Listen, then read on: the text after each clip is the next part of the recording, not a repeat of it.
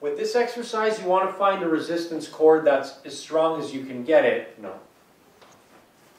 With this exercise, find a slightly stronger resistance cord. Okay? Find something where you can attach the resistance band to. Now, what you want to do is you want to wrap it around there. And sometimes, depending on how much room you have, you may want to wrap it twice to make it a little harder.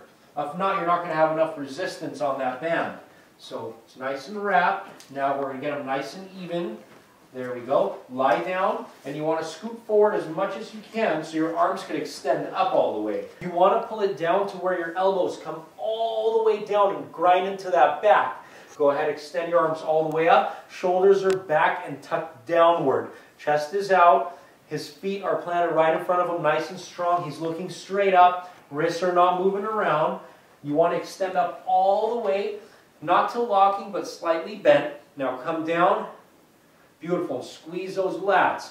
You don't want your elbow to come forward or back, but have it slide right along the floor. That would be a pretty good range of where you should go with it.